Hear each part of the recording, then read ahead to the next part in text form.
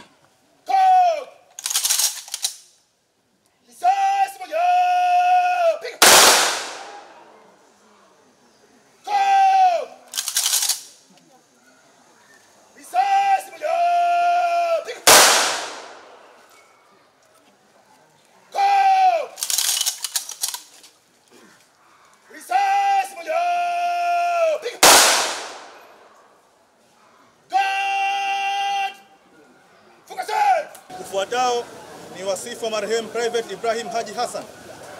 Marehemu Private Ibrahim Haji Hassan amefariki dunia tarehe 14 Novemba 2025. Leo ni siku ya huzuni kubwa kwa maafisa, NCOs na wapiganaji wa KVZ, idara maalum za SMZ, taifa, ndugu na familia ya marehemu kwa kuondokewa na mpiganaji wetu hodari.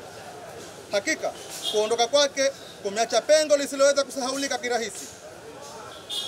Private Ibrahim Haji Hassan ambaye amefariki dunia akiwa katika utumishi wa idara maalum katika kikosi cha Volunteer Zanzibar.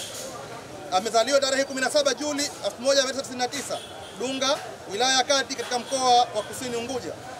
Marehemu alipata mafunzo ya awali ya askari recruit katika chuo cha Hanyegwa Mchana mwaka 2019 na baada ya kumaliza aliajiriwa rasmi na kikosi cha Volunteer Zanzibar tarehe 6 Februari mwaka 2020. Miezi michache baada ya kuajiriwa, kwa maana ya mwezi Mei 2020, alipata mafunzo ya askari wa miguu Infantryman Level 3 katika chuo cha KVZ Mtoni, na mwaka huu wa 2025 alikuwa akihudhuria mafunzo ya uongozi mdogo katika chuo cha KVZ Pangatupu. Hadi amefariki dunia, marehemu alikuwa na cheo cha private. Wakati wa uhai wake, marehemu alikuwa mpiganaji hodari na makini, alishirikiana vyema na uongozi, askari wenzake, wananchi na jamii kwa ujumla katika kuhakikisha jukumu analopewa linakamilika katika ubora unaotakiwa. Kwa hakika, Marehemu ameacha pengo kubwa kwa kikosi na taifa kwa ujumla. Marehemu ameacha watoto 3. Mungu ailaze roho ya marehemu mahali peponi, amin. Asanteni kwa kusikiliza. Kwa hakika marehemu ameacha pengo kubwa kwa kikosi na taifa kwa ujumla. Marehemu ameacha watoto 3. Mungu ailaze roho ya marehemu mahala pema peponi, amin.